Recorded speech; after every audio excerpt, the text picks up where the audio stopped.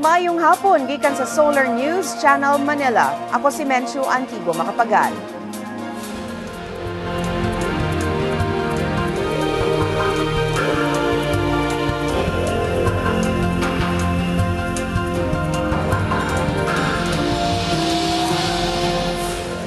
Ani ang mga balita alang sa Kabisayan ug Mindanao. Gipanguluhan ni Presidente Aquino ang paghandom sa 117th death anniversary ni Dr. Jose Rizal. Sobra 200 na ang samdan tungod sa pagpabuto sa wala pa ang bag-ong tuig. Daghang Mindanawan ang naglaom nga mamaayo ang pagsugat sa bag-ong tuig itandi sa miaging tuig. Og dili mo menos 16 ang patay sa pagpamomba sa train station sa Russia. Gipanguluhan ni Presidente Aquino ang paghandom sa ika-117 nga sumad sa kamatayon sa nasudnong bayani Dr. Jose Rizal. Giatagan ni Presidente Aquino og 21 gun salute atol sa iyang pag-abot sa Tarlac City, Plazuela. Nangulo ang presidente sa pag-isa sa nasudnong bandila dungan sab sa flag raising Lukup Nasod sa alas 7 sa buntag nga gisundan dayon sa wreath-laying ceremony sa Rizal Monument. Giubanan ang presidente sa mga opisyal sa Tarlac, kapulisan ug militar ug sa National Historical Institute of the Philippines. Nangulo sab si Vice President Jejomar Binay sa flag raising ug wreath-laying ceremony sa Luneta atol sa sentenaryo sa Rizal Monument. Milusad sab og online tribute ang Malacañang alang sa sentenaryo sa Rizal Monument sa www.gov.ph. Daan ang gipahimangnuan sab sa Malacañang ang mga buhatan sa gobyerno sa pag-isa sa ilang mga bandila ngadto sa half-mast. Gidili sab karong adlaw ang sabong, lumba sa kabayo ug hay-alay. Mipahigayon sab sa ilang tagsa-tagsa kapag handom kang Dr. Jose Rizal ang mga local government sa Northern Mindanao. Si Cheng Ordonez adunay detalye. Cheng? Menchu, gipanguluhan ni Malaybalay City Mayor Ignacio Zubiri ang pag-isa sa bandila sa nasud uban sa kadagkuan sa kapulisan ug militar. Gihalad sab ang mga bulak ug dunay mga speech ug mga cultural representation. Gibasa sab ang kinabuhi ni Dr. Jose Rizal sa usa ka historian. Human ni ana, gipanguluhan sab sa 403rd Brigade sa Philippine Army ang 21 gun salute. Sa Misamis Oriental Capital, gipanguluhan sab ni Governor Yevgeny Bambi Emano ang kasaulugan sa Rizal Day sa lalawigan. Ni sentro ang mensahe ni Governor Yevgeny Emano sa pagpalit sa kaugalingong produkto sa mga Pilipino aron kasustinihan ang ekonomiya sa nasud. Atol sa okasyon, gipahigayon sab ang oath-taking ceremonies sa bagong Municipal Councilor sa Libertad nga si Kate Warren Jagos, kinsa anak sa mayor nga namatay pipila ka bulan human ang eleksyon. Ug sa Cagayan de Oro, nagtapok ang mga Cagayanon sa kauswagan alang sa paghandom kang Rizal. Gidayeg ni City Mayor Oscar Moreno ang kaliggon sa mga Cagayanon sa pagbarog pagbalik gikan sa bagyong Sendong nga miigo niadtong 2011. Menchu. Daghang salamat, Cheng Ordonez, reporting gikan Cagayan de Oro City. Mihandom sab ang Tacloban City sa kamatayon ni Jose Rizal karong adlaw. Mihalad og bulak ang local government atol sa seremonyas. Matud ni Tacloban City Mayor Alfred Romualdez, gihalad kini nga adlaw alang sa mga bayani nga nakalas atol sa bagyong Yolanda. Gitumbok sab ni Romualdez ang mga nagsakripisyo nga mga rescuers ug mga bumbero atol sa bagyo. Nanawagan ang Malacañang ngadto sa katawhan nga mag-amping batok sa mga pabuto atol sa pagsugat sa bag-ong tuig. Matud ni PCOO Secretary Sunny Coloma, buot sa palasyo nga sugaton sa katawhan ang 2014 sa luwas nga paagi. Mipasalig si Coloma nga libuan ka ospital ang naka-standby na alang sa mga mabuthan sa pagsugat unya sa bag-ong tuig. Dugang ni Coloma, mipasidaan na ang DOH ug ang ubang mga ahensya sa gobyerno batok sa paggamit og pabuto. Alerto na ang kapulisan sa Sugbo atol sa taas nga bakasyon hangtod na sa bag-ong tuig. Dugang detalye pinaagi ni Twinnie Malinaw. Twinnie? Yes, Menchu, gipalakdan karon sa kapulisan sa Dakbayan sa Sugbo ang ilahang presensya alang sa taas nga bakasyon nunod sa pagsugat sa bag-ong tuig. Giabisuhan ang mga financial establishment sama sa mga bangko, pawn shops ug uban pang establishmento na i-activate ang ilahang security cameras ug ang syudad aron malikayan ang mga pagpangawat ug pagsanulis. Nagsanday na sab ang PNP personnel haduol sa mga automated teller machine aron mabantayan ang seguridad sa katawhan sanglit daghan ang mag-withdraw karong panahona. Magpadayon gihapon ang pagpatrolya sa kapulisan sa Dakbayan. Makita ang kining police hotline number 0917-305-7699 sa naganaynayang lugar aron sa yundang maripol sa publiko ang mga daotang insidente. Daan ang gipasaka sa heightened alert status ang Central Visayas alang sa holiday season. Menchu. Daghang salamat, Winnie Malinaw reporting gikan sa Cebu City. Duha ka adlaw sa dili pa ang pagsugat sa bag-ong tuig, sobra 200 na ang samdan sa pagpabuto. Matod ni DOH Assistant Secretary Eric Tayag, 238 sa kinatibuk ang 244 ka insidente mga firecracker injuries. Mas taas kini itandi sa ihap sa miaging tuig nga anaa sa 188. Dugang ni Tayag, 153 o 60% sa mga firecracker-related injuries tungod sa paggamit og pikulo nga usa na sa mga gidili nga pabuto sukad 2007. Usasab ang nakatulon og pabuto og nagpabilin gihapon sa 5 ang biktima sa saag nga bala. Giawhag ni Baguio City Mayor Mauricio Dumogan ang mga mulupyo sa syudad nga dili na magpabuto sa pagsugat sa bag-ong tuig human gibutyag sa lungsod sa Tuba haduol sa syudad nga gitugutan na nila ang pagpamaligya og pabuto sa ilang lungsod. Sukuhay kini sa gipatuman sa Baguio City nga ban sa mga pabuto sa syudad. Matod ni Dumogan, makadasig ang pagtugot sa pagpamaligya og pabuto sa Tuba ngadto sa mga mulupyo sa Baguio nga magpabuto sa pagsugat sa bag-ong tuig. Hinuon gikalipay ni Dumogan nga miuyon ang mga lungsod sa Itogon ug La Trinidad sa Benguet nga haduol rasab sa Baguio sa pagdili sa pagpabuto. Gibutyag sa Department of Health sa Cordillera Region nga misaka sa 12 ang samdan tungod sa pagpabuto sa rehiyon luyo sa ilang kampanya nga iwas paputok. Matod sa DOH, sagad sa mga samdan gikan sa Baguio City, diin dunay ban sa pagpamaligya og pabuto. Sigon ni Bugnosen, 6 ang samdan sa Baguio City, 3 sa Benguet, 2 sa Abra ug 1 gikan sa Mountain Province. Gikan 2 hangtod 16 anyo sab ang mga samdan nga pulos mga lalaki. Sagad sab sa mga samdan migamit og pikulo nga iligal ug hugot nga gidili sa DOH. At ito nga yung appeal natin na yung ating mga kababayan, kung meron tayong pwedeng pagbilhan sa adjoining municipality natin, sana magkipag-cooperate sila. Iwasan, huwag bibili ng paputok at iwasan natin magpaputok. Pabilin gyapong ubos ang halin sa mga pabuto bisan og nagkadaghan ang mga namaligyaay niini sa syudad sa Tacloban. Matod sa Tacloban City Government, ilang sakmiton ang mga iligal nga pabuto nga gibaligya sa kadalanan. Miingon ang mga mamaligyaay og pabuto nga wala una hunahuna sa mga Taclobanon ang pagpalit og pabuto atol sa pagsugat sa bag-ong tuig. Mupahigayon og grand fireworks display ang Tacloban City Government ugma sa gabii.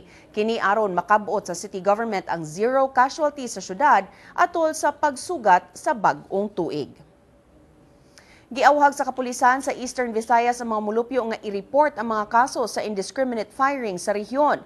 Gihimo kini nga awhag tungod kay dunay 2 ka kaso sa indiscriminate firing sa rehiyon nga nalambigit ang kapulisan. Ang usa ka kaso nahitabo sa Macrohon, Southern Leyte, diin dunay nasangat nga administrative o criminal charges batok sa usa ka pulis. Samtang ang usa ka kaso nahitabo sa Ormoc City, diin dunay nasangat nga administrative case batok sa usa ka pulis. Matod sa PNP Eastern Visayas, ilang pahugtan ang ilang kampanya batok sa indiscriminate firing atol sa muzzle taping sa mga armas sa kapulisan.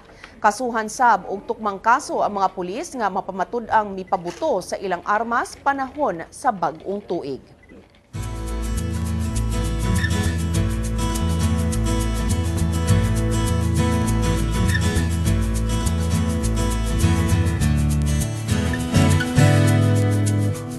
Nakadawat og hinabang kagahapon ang mga media practitioners sa Eastern Visayas nga naigo sa bagyong Yolanda. Si Wilmark Amazona sa detalye. Wilmark? Menchu, sobra usa kagatos ka media practitioner sa Eastern Visayas nga naigo sa bagyong Yolanda ang nahatagan og hinabang sa National Press Club. Gihatagan og corrugated roofing og carpentry tools sa National Press Club ang mga media practitioners sa Eastern Visayas nga naapektuhan sa bagyong Yolanda. Gihapon na pud sa NPC nga gipanguluhan ni Benny Antiporda ang mga hinabang sa City Hall grounds sa Tacloban kagahapon. Sa upat ka EM radio station sa Tacloban ug Palo, usara ang nakasibya human sa bagyong Yolanda. Samtang sa unom ka FM radio station duha na ang mibalik sa operasyon human sa bagyo. Usara sab sa tulo ka TV station ang nag-operate human sa bagyo. Apan tanang local newspaper sa Tacloban mihunong sa operasyon dihang nabagyuhan sila. Gipasabot ni Antiporda nga mitabang ang MPC tungod kay lisud, mawad-an ug balay ug trabaho. Gawas sa housing assistance, nihatag sab ang NPC og generator set sa tulo ka barangay sa Tolosa ug usa sa Tan-awan ug alang-alang sa Leyte. Menchu. Daghang salamat Wilmar Amazona reporting gikan Tacloban City. Sa pagbalik sa Solar News Cebuano, daghang mga Mindanawan ang malaumon karon nga magmalipayon ang ilang bagong tuig. Ang detalye sa among pagbalik.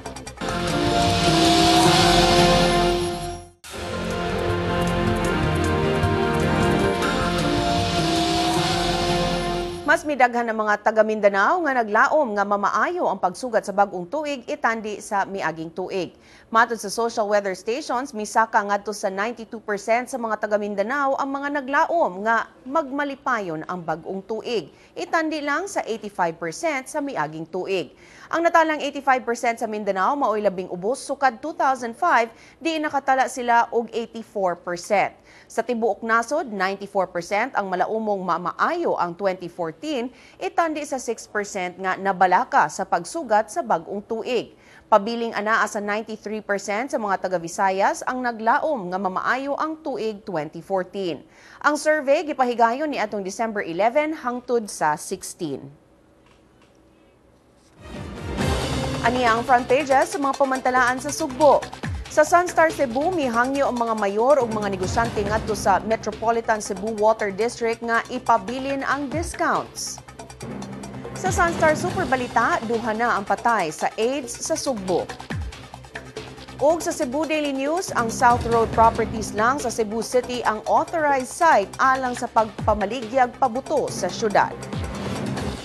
Tulo ka adlaw sa di pa matapos ang tuig na kasinati na sabang Sugbo ug Bohol og laing aftershock kagahapon sa alas 4:21 sa hapon.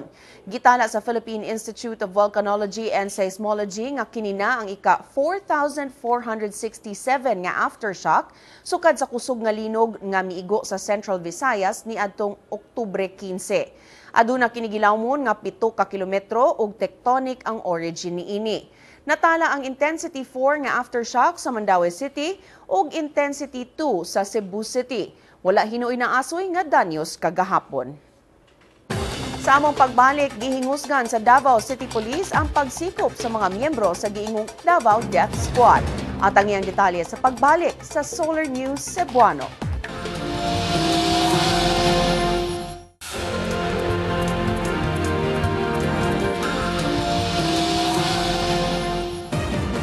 Atong sayro ng front pages sa mga pamantalaan sa Mindanao. Sa Sunstar Davao, patay human gipusil ang igsuon ni kanhing Davao City ABC President Amil Bangsa Manding. O sa Bandera, Mindanao, gipahugtan na sa kapulisan ang seguridad sa mga transportation hubs alang sa pagsugat sa bagong tuig. Gihingusgan sa Davao City Police ang pagsikop sa mga guns for hire nga mopatay og mga gidudahang kriminal sa syudad o ang grupong gitawag nga Davao Death Squad. Si Ben Tesorna sa detalye. Ben? Medyo, gipahimungnuan ni Davao City Police Office Director Senior Superintendent Vicente Danao Jr. ang mga guns for hire nga nag-operate sa syudad nga mopatay og mga giingong kriminal o ang gitawag nga Davao Death Squad kon DDS. Matod ni Danao, kinahanglan undangon sa guns for hire ang ilang binuhatan kay kung dili basin masusama sila sa sangputanan sa ilang mga biktima. Sigon ni Danao, siya mismo ang mugukod sa mga gitawag nga vigilante. Gihatagan ni Danao og duha ka semana ang mga vigilante nga muundang sa ilang mga binuhatan. Gibutyag niya nga kailan na siya sa mga vigilante ug ang ilang mga mastermind nga mipaluyo sa sunod-sunod nga pagpatay sa syudad. Gipahimangnuan sa ni Danao ang tanang police station commanders nga mohimo na og aksyon sa mga sunod-sunod nga summary execution sa ilang areas of responsibility. Kung dili nila kini mahimo, dugang ni Danao, ipatangtang sila sa pwesto. Giyahog sa Mindanao nga imbestigahon pag-ayo ang mga pagpatay sa ilang sakop nga lugar. Karong bulan na lang, halos 20 ka kaso sa summary killings ang natala sa Davao City Police. Sukad July 2013, kapin usa ka gatos nga ang namatay gikan sa gingong Davao Death Squad. Medyo. Daghang salamat, Bente Shorna, reporting gikan Davao City. Gitay og sab og magnitude 4.7 nga linog ang Surigao del Norte kaganinang kadlawon. Matod sa PHIVOLCS, ang epicenter sa linog nahimutang 114 kilometers northeast sa lungsod sa Burgos. Ang linog nga tectonic ang origin, dunay gilagmon nga 39 kilometers. Wala hinuoy danyos nga natala ang PHIVOLCS nunot sa maong linog. Gipatasan sa Department of Labor and Employment sa Zamboanga del Sur ang ilang budget sunod tuig alang sa ilang mga programa sa livelihood ug employment for students. Atong sayron ang detalye pinaagi ni Jong Cajon. Jong? Mencho, gikan sa 2.4 million pesos karong tuiga, misaka ngadto o hangtod sa 4.9 million pesos ang budget sa DOLE sa Zamboanga del Sur alang sa ilang integrated livelihood program kon DILP. Gipasabot ni DOLE Zamboanga del Sur Chief Lourdes Amores nga ilang gipatasaan ang ilang budget aron makabenepisyo ang mga grupo o individual nga buot mo paubo sa DILP. Matod ni Amores, anaasab sa 8.4 million pesos sunod tuig gikan sa 7.9 million pesos karong tuiga ang budget alang sa special program for employment of students kon SPES. Gipasabot ni Amores nga ang daghang budget o ang dugang budget karon kabahin gyapon sa regular budget alang sa DOLE sa sunod tuig. Dugang ni Amores gawa sa regular budget alang sa sunod tuig, nakakuha sab og budget ang DOLE sa Zamboanga del Sur gikan sa Priority Development Assistance Funds kon PDAP nga nagkantidad og 8.4 million pesos alang sa Emergency Employment Program and Government Internship Program kon GIP. Gipahibalo sab ni Amores nga mudawat na karon ang DOLE og aplikante alang sa GIP sunod bulan. Mamahimong i-process ang application sa DOLE Provincial Office ana may butang sa FS Pares Avenue, San Jose District ni Dakbayan sa Pagadian og makadawat sa 75% nga minimum wage ang mga ma-hire ubo sa GIP. Minchu? Daghang salamat Jong Cajon, reporting gikan Pagadian City. Nasunog ang 5 ka commercial establishment sa Molave, Zamboanga del Sur kagabi. Sigon sa Bureau of Fire and Protection, nasunog mga alas 10 kagabi ang 5 ka commercial establishments nga nahimutang sa Rizal Avenue, Molave sa Zamboanga del Sur. Milungtad og 3 ka oras ang sunog nga midaot sa sobra 3 milyones ka pesos nga kantidad sa kabtangan. Nagpanayon pa ang investigasyon sa BFP sa hinungdan sa sunog. Sigon sa Municipal Disaster Risk Reduction and Management Council sa Molave, nga nangandam na ang lungsod sa pasiunang hinabang sa lokal nga kagamhanan ngadto sa mga nasunugan, ilabi na ang mga trabahante sa mga nasunog nga commercial establishments. Mga balita gawa sa nasod, uban ni Sara Velasco. Dili mo menos 16 ang patay human gipabuto sa suicide bomber ang entrance sa Volgograd train station sa Russia kagahapon. Matud sa mga investigador, puno og shrapnel ang bomba nga gipabuto sa suicide bomber samtang daghay tao sa train station. Dili pa matino pagkakaron kung babay o lalaki ang suicide bomber. Sigon sa Federal Investigative Committee, babay ang suicide bomber human sa taho kanila sa usa ka pulis nga miduol sa suicide bomber una ang pagpamomba. Apan sigon sa mga investigador, lalaki ang suicide bomber. Walay grupong miangkon sa pag-atake, apan gitaho nga Islamist militants sa North Caucasus ang responsable sa pag-atake tungod kay mihimo na sila ang mga pagpangatake sukad na himong presidente sa Russia, si Vladimir Putin niadtong 2000. Niadtong miaging bulan usa ka pagpamomba ang nahitabo sa Volgograd Sab, din usa ka babaeng suicide bomber ang namomba sulod sa usa ka bus. Dili mo menos unom ang patay. Tungod niini, gidudahan na kung epektibo bagyod ang mga security measures nga gipatuman alang sa umaabot nga Sochi Winter Olympics sa Pebrero. Sa South Sudan, mibukas na pagbalik ang pipila ka mga negosyo sa Juba, human naghinay-hinay na og undang ang kagubot-tali sa government forces ug mga rebelde. Makita nga mibalik na sa kadalanan ang pipila sa mga residente, dihang ilang nabatsyagan nga daw mibalik na sa normal ang syudad bisan sa nagpadayong kagubot sa ubang bahin sa nasod. Matud sa mga negosyante, dako ang epekto sa kagubot sa Juba ngadto sa mga negosyo sa syudad. Nagsugod ang kagubot ni atong December 15 nga may patay sa halos 1,000 ka tawo. Ni atong Biyernes misugyot si South Sudan President Salva Kiir og ceasefire. Gibutiag ni Kiir nga iya nang buhian ang 8 sa 11 ka mga senior politicians ug allies ni kanhi Vice President Riek Machar. Gisikop ang mga politicians tungod sa attempted coup batok sa gobyerno sa South Sudan. Nakakuha og simpatya gikan sa katawhan kining usa ka iro nga nakit-ang tupad ang iyang higala nga namatay tungod sa aksidente sa dalan sa Yinchuan City sa China. Niadtong December 22 sa gabii, namatay ang puti nga iro tunga-tunga sa dalan human siya naigo sa usa ka sakyanan. Human sa hitabo, nakita ang brown nga iro nga miuban sa namatay nga iro tibok gabii bisag bugnaw ang panahon. Tungod niini giguhaan sila og hulagway sa mga mulabay ug mikatap kini online. Gikuha na lang sa mga tag-iya sa mga restaurants haduol sa naitabuan ang namatay nga iro aron ilubong sa park sa syudad. Dihang gikuha ang namatay nga iro, giubanan gihapon kini sa brown nga iro hangtod gilubong kini. Ug usa ka adlaw una ang New Year's Eve celebration sa Times Square sa New York. Nagpractice na ang mga tigdumala sa ilang annual confetti toss atul sa ilang tinuig nga kasaulugan sa pagsugat sa bag-ong tuig. Matod sa usa ka residente, gikalipay nila ang tinuig nga pagtest sa confetti toss alang sa pagsaulog sa pagsugat sa bagong tuig sa New York ugma. Ang official superhero sa New Year's Eve nga si Spider-Man, makita nga ng labay og confetti gikan sa marquee sa Hard Rock Cafe haduol sa Times Square Museum. Gingnan sab ang mga bisita nga isulat ang ilang pangandoy sa mga confetti nga ilang makuha. Sara Hilomen Velasco, Solar News. Banabana sa dagan sa panahon uban ni Pat Fernandez. Pat?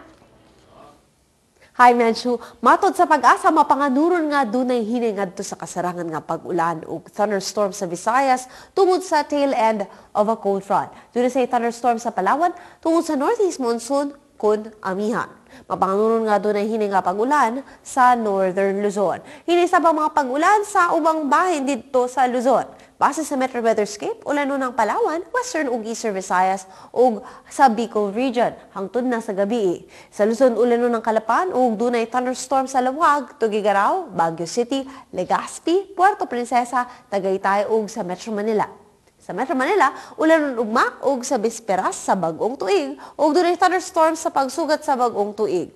Sa Visayas, ulanon ang Borongan ug katag-katag saba ang pag-ulan ug thunderstorms sa Iloilo, Tagbilaran, Dumaguete, Tacloban ug sa Metro Cebu. Sa Metro Cebu, ulanon nga dunay thunderstorms hangtod na sa pagsugat sa bag-ong tuig. Ug sa Mindanao, dunay mga taligsik sa Butuan ug pag-ulan sa Cotabato. Ulanon sab ang dunay thunderstorms sa Zamboanga, General Santos, Cagayan de Oro ug Metro Davao. Sa Metro Davao, dunay say thunderstorms hangtod na sa unang semana sa bag-ong tuig. Bago katong latest sa dagan sa panahon, Visayas ug Mindanao pag-amping kanunay. Balikan nimo, Menchu. Daghang salamat, Pat Fernandez. Kung buot ninyo matanaw pag-usabang episode karon sa Solar News Cebuano, i-like ang among Facebook page, Solar News Cebuano. Bisitahi sabang among website, www.solarnews.ph. Alang sa inyong mga sugit o komentaryo, mahimo sab ninyo kining i-email sa solarnewscebuano@solartv.ph. Og mao kadto ang Solar News Cebuano hangtod ugma puhon. Ako si Menchu Antigua Macapagal. Daghang salamat ug pag-amping ka Bisayan ug Mindanao.